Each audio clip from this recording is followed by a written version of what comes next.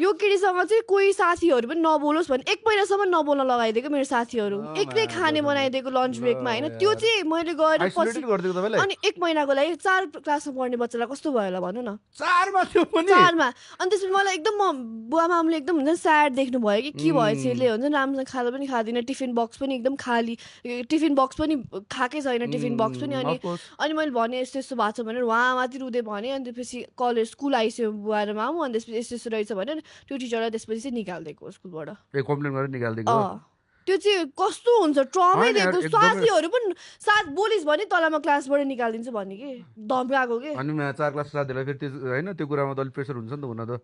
ओ my अन्त God त्यो त अलिकति है एकदम त्यो टक्सिक। तपाईँले यस्तो स्कुल लाइफ हेऱ्यो भने त लास, त्यो पार्टी स्किप गर्नु मलाई छ है तपाईँको लाइफबाट है। मलाई चाहिँ धेरै कुराहरू यादै छैन कि मेरो स्कुल लाइफको त्यो ट्रमाटाइजिङ भएर कि त्यसो त ट्रमा दिएर चाहिँ त्यो मान्छेले मेमोरी लस गर्दो रहेछ भने त्यो हो रहेछ कि यादै छैन क्या मलाई धेरै कुराहरू चाहिँ मेरो स्कुल लाइफको। कस्तो मलाई त यो केटीसँग चाहिँ कोही साथीहरू पनि नबोलोस् भने 1 महिनासम्म नबोल्न लगाइदिएको मेरो साथीहरू। एक्लै खाने बनाइदिएको लन्च ब्रेकमा हैन। त्यो चाहिँ मैले गएर पछि आइसोलेटेड गरिदिएको तपाईँलाई अनि 1 महिनाको लागि 4 क्लासमा पढ्ने बच्चालाई कस्तो भयो होला भन्नु न। 4 मा थियो पनि 4 मा।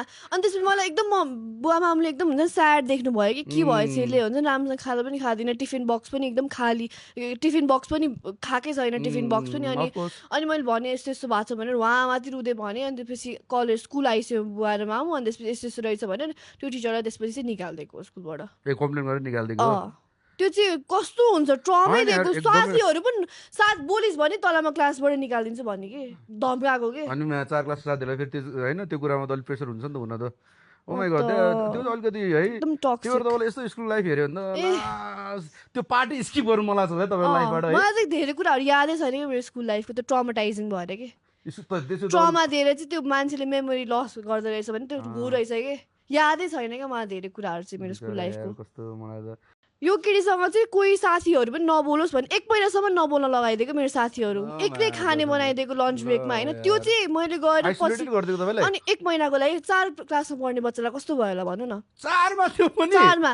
अनि त्यसपछि मलाई एकदम बुवामामले एकदम हुन्छ नि स्याड देख्नु भयो कि के भएछ यसले हुन्छ नि राम्रोसँग खाजा पनि खाँदिन, टिफिन बक्स पनि एकदम खाली, टिफिन बक्स पनि खाएकै छैन टिफिन बक्स पनि।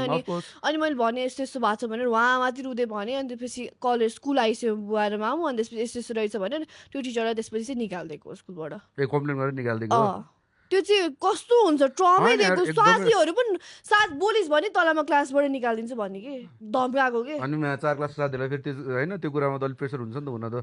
ओ माई गॉड त्यो त अलिकति है एकदम टक्सिक। त्यो तपाईँले यस्तो स्कुल लाइफ हेऱ्यो भने त लास, त्यो पार्टी स्किप गर्नु मलाई छ है तपाईँको लाइफबाट है। मलाई चाहिँ धेरै कुराहरू यादै छैन कि मेरो स्कुल